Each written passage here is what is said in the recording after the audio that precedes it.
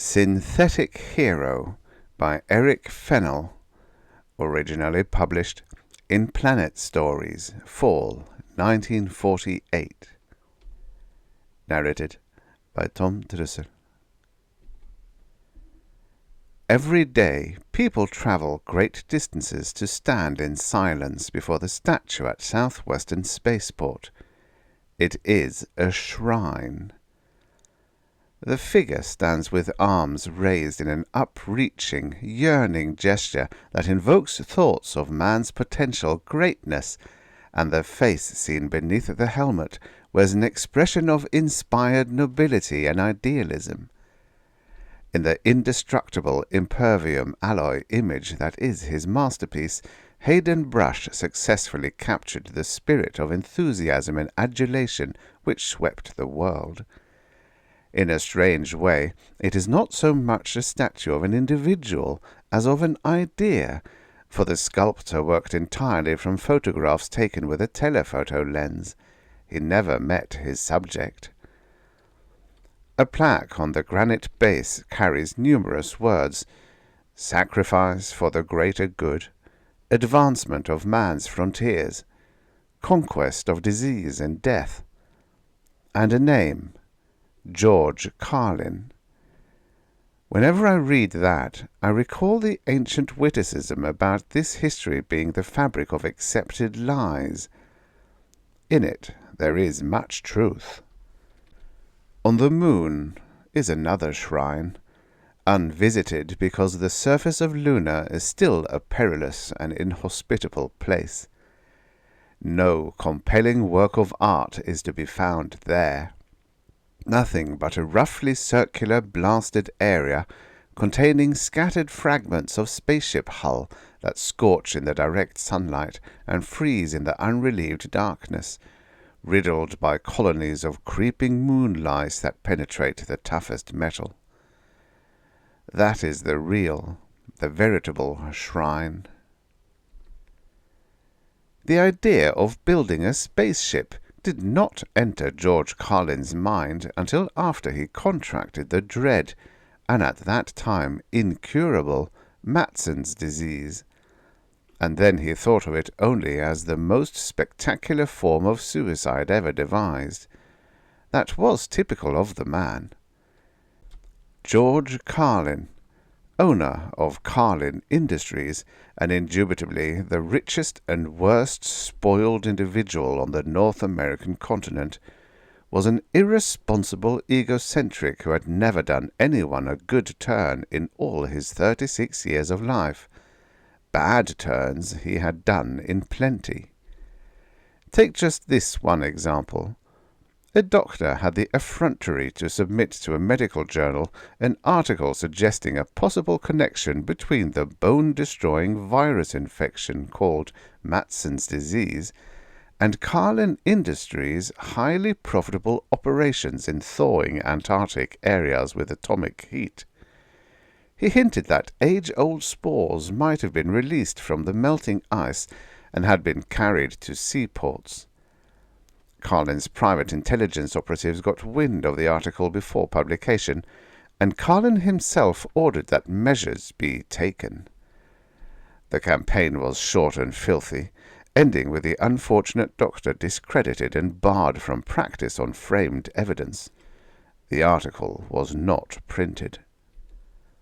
And then came a morning when George Carlin noticed a slight soreness in his ribs, and his fingers detected a peculiar flexibility. For a while he could not believe it. Such things just did not happen to him. To others, perhaps, but he was above them, for he was George Carlin. But when the symptoms not only persisted, but increased, he was at last forced to a realization of doom. Gradually his bones would soften and dissolve, until in a year or two he would be a mere lump of quivering flesh without a skeleton to give it shape. He did not tell his physician. That was useless, for the atypical plague had defied all efforts of medical science. Instead, he reacted in characteristic fashion, by getting grossly and disgustingly drunk. During the hangover, he decided upon suicide. There was nothing unique about this. Thousands upon thousands of victims had taken the short road rather than helplessly endure the horrors of the final stages. But mere suicide was not enough for George Carlin. He was not just anybody. He was different. With his money, it had always been easier to arrange spectacular gestures than to force himself through the hard work necessary for more constructive achievements, and the substitutes had been just as satisfying to his ego. This habit of thought persisted even in planning his own death. Vern Harris was an obscure junior engineer at one of Carlin Industries' minor branch plants.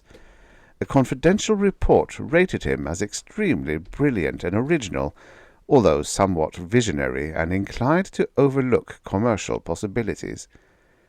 His very obscurity was one of the reasons he was placed in charge of constructing the spaceship. He could be handled, and the impression would be given in all publicity releases that George Carlin himself was the moving force. Carlin was annoyed at the first personal interview. Harris appeared fascinated by the technical problems presented and insufficiently impressed by George himself. Carlin felt slighted, but Harris possessed the ability. The only stipulations upon which Carlin insisted were that work be rushed and that all major arrangements should be made through him personally. It pleased him to keep the reins in his own hands. And so the spaceship went into design and then production, with all other projects of Carlin Industries postponed or cancelled outright. Nothing, absolutely nothing, was allowed to interfere, and money was no object. Once Harris recommended that 3 particular specialists be hired to work on the navigation equipment. When Carlin discovered that the men were under exclusive contract to American Calculator Company, which did not wish to release them, he issued orders backed by $80 million. When the flurry of reorganization was over, he owned majority control of American Calculator and took revenge for the slight delay by instituting policies that soon forced the other directors into bankruptcy. 7 months later, the ship lay in its launching rack on the Arizona desert. It was sleek and relatively small, built to carry a single man and fuel for a one-way trip to the moon, with oxygen and supplies to last 5 weeks. Harris had performed miracles of design, including several intricate devices intended to ensure a not-too-rough landing, and in the nose compartment was stored a huge folding reflector and high-intensity light, which could be set up and operated from the ship's electron displacement power packs. Trajectory and power settings had been worked out and set up in the automatic control equipment. The ship was intended to land in the dark of the moon. As Harris had calculated, it would be easier to generate heat than to dissipate it on an airless surface. Harris tried to explain to Carlin why he had not used the almost unlimited power of nuclear fission in the driving rockets. No shield against the deadly radiations had been devised, and a human would have lived less than 5 minutes. But Carlin had not been interested. He lacked a technical education, and was quite content that the ship was incapable of a round trip. It was more spectacular that way. There had been a tremendous barrage of publicity throughout the construction period, but all of it dealt with Carlin Industries or George Carlin himself.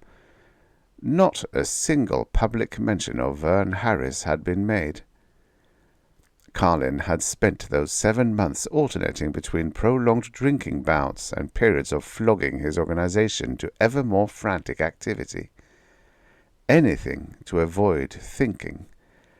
and it required increasingly clever and time-consuming use of cosmetics to hide the progress of his disease. Concealment was a compulsive psychological necessity, for Matson's disease was so common, so plebeian, that he felt deeply ashamed. More and more he insisted upon being entirely alone, afraid his secret might be discovered, conducting his affairs by telephone and radio. Then one evening, with the ship awaiting only final loading, Harris drove over from the technician's camp to the luxurious desert villa which Carlin had caused to be built near the launching site. The two men had come face to face only a half a dozen times. It was a thinner, older-looking Vern Harris than the young engineer who had accepted the assignment with such enthusiasm, and the haggard lines in his face showed the almost inhuman lengths to which he had driven himself. "Arrangements for the liquid oxygen are complete, and I'll be ready to blast off next Tuesday morning, right on schedule," the engineer opened the interview. "I came over to thank you for the wonderful opportunity you are giving me, and I promise you, sir, that I shall make the most of it." Carlin came out of his chair with a roar. "You don't think you are going to take that ship out?" he bellowed. Vern looked profoundly shocked. No words had passed between them about who was to handle the vessel, and Harris had assumed unquestioningly that it would be he. It was only logical. Carlin had been smart enough to let him think that way, knowing that thus he would receive Harris's greatest efforts. "Then who is?" the engineer asked. "Me. I'll take it myself. That's why I had it built." Harris looked incredulous. "But why?" Carlin did not believe he owed him any explanation. He was receiving a fair salary, but something, perhaps a couple of drinks, made him speak. "The ship is my way out," he said, "a way by which I shall be remembered. I have Matson's disease." If he had expected sympathy, he was disappointed. "So have I," Harris announced. "Can't you see?" Carlin could, now that his attention was called to it, that subtle softening of the lines. A flush spread across Harris's hollowed cheeks, and his eyes took on an almost maniacal glitter. "Look here, you. To you this is just a great big childish show-off trick, like those people who hesitate and draw a big crowd before jumping from some tall building, and it will accomplish just about as much. You'll either louse up the controls and crash, or else you'll have enough liquor aboard to stay in a drunken stupor until your oxygen runs out." Carlin, livid at those outrageously disrespectful words, tried to break in as Harris continued in mingled pleading and fury. "My God, man, don't you see what this means? This is the first spaceship ever built without scrimping and cutting expenses. This one will reach the moon without crashing. Why do you think I had it equipped with all sorts of scientific instruments? And why do you think I put so much thought into that light flash communicator?" A thought came to him. "Good Lord, you probably don't even know Morse," he said disgustedly. Carlin spluttered. "I had planned a definite program of investigation," Harris continued. "Physical studies of the moon's surface, astronomical observations without atmospheric interference, collection of experimental data that could forward the progress of spaceflight by at least a century, and you, an untrained individual who knows nothing but money, would throw away that chance merely to satisfy your ego." Carlin looked thoughtful, and made a few remarks about reconsidering the matter. He could be extremely sly and devious when that would gain his ends, and Vern Harris was completely taken in. But Carlin was taking no chances on having his show spoiled by some pipsqueak engineer he could buy and sell 10,000 times over.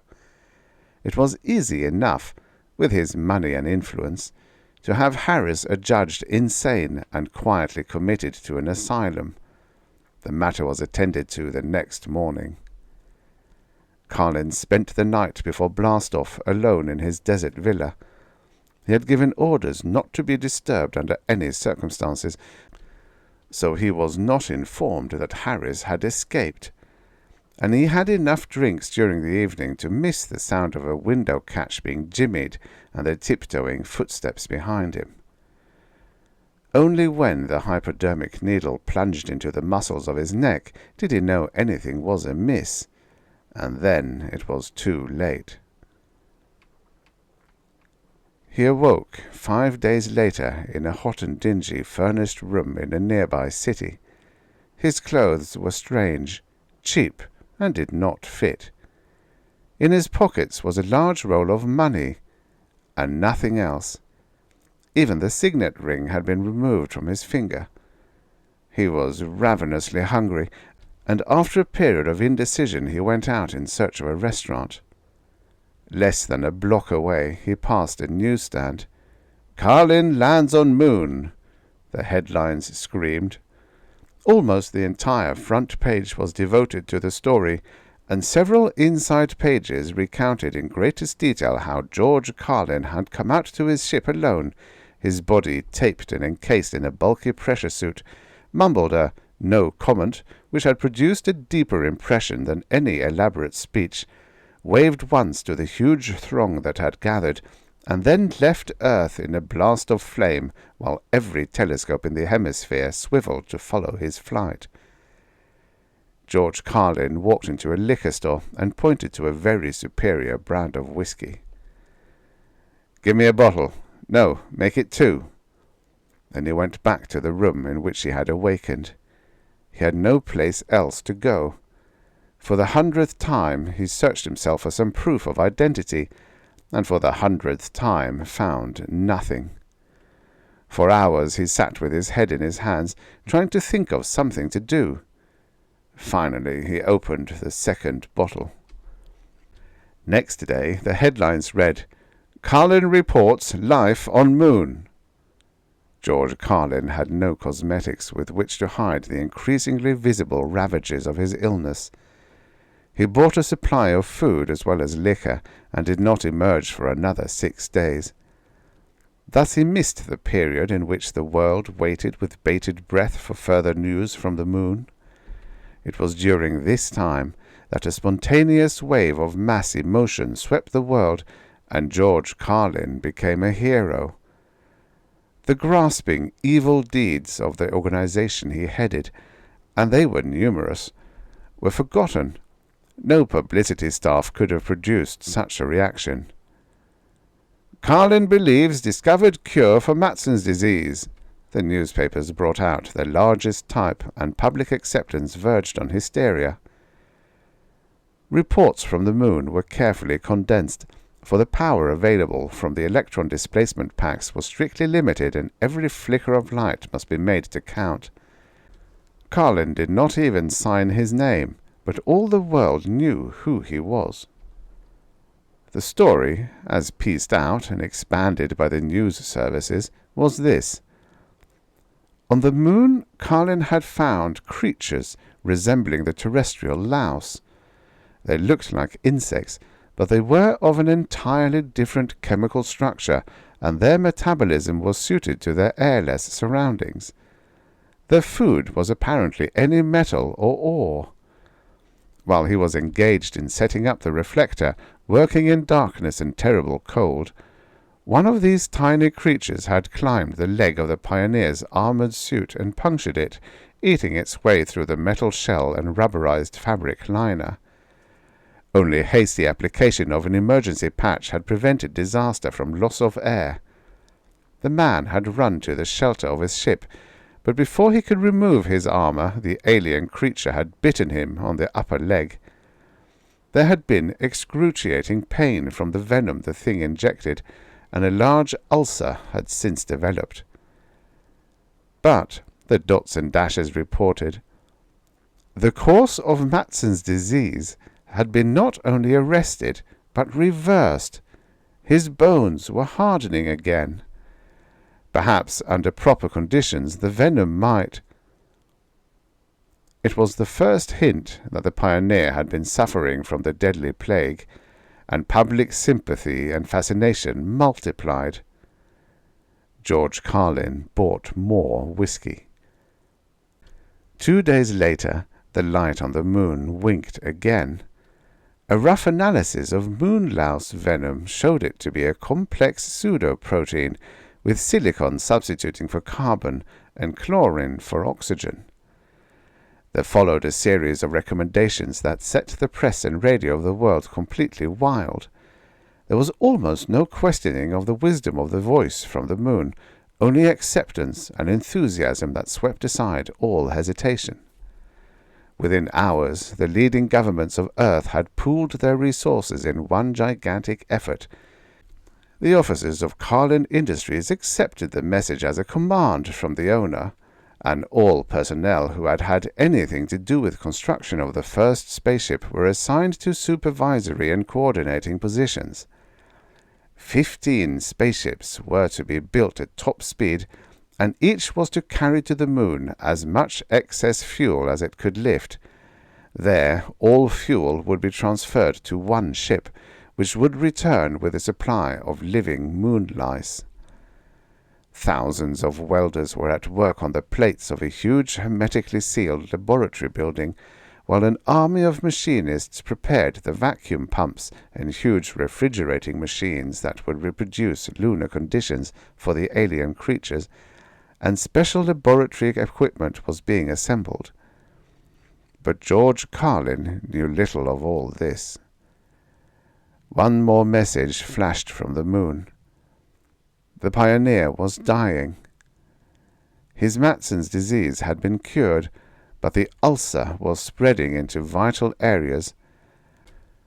However, he suggested, tiny doses of diluted venom, administered over a long period of time, might. The message ended in the middle of a word, as through their telescopes astronomers saw a great flare go up from the moon's surface, 1,000 times brighter than the communications light. The explanation was self-evident. Electron displacement power packs were treacherous. When their stored power reached a certain minimum level, they became highly explosive. The pioneer had sacrificed his remaining days of life to transmit vital information to the world which had given him birth. Everything stopped for a day and night, as the entire civilized world went into deepest mourning for the man who had died 238,840 miles away. Everything but work on the fleet of spaceships. That did not even falter. George Carlin gave up his rented room, bought a car, and drove across country to the Midwestern city housing the headquarters of Carlin Industries. He did not get past the outer offices. Carlin Industries had been forced long before to develop a system for handling cranks and crackpots, and it operated only too well. Matson's disease had made such changes in Carlin's features that he was not recognized. At last he was forcibly ejected. That was his final effort. He had become a non-entity, a nobody, and so he wanted only to die. But with his identity he had lost his nerve.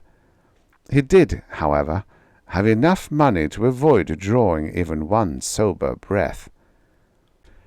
It is history how 9 rockets reached the moon, transferred their remaining fuel, and one finally returned bearing a cargo of living moon lice as a gift beyond all price. The frantic medical campaign, during which 2,000 victims of Matson's disease had their deaths hastened as doctors sought the proper dosage, is also history. But then there was a cure, and another, and still more. The treatment became standardized as means were found for stabilizing the venom and controlling its potency. The government assumed charge, and every citizen afflicted with the plague was not only entitled to treatment, but compelled to take it. When the health officers found George Carlin in his isolated cabin, he was almost dead.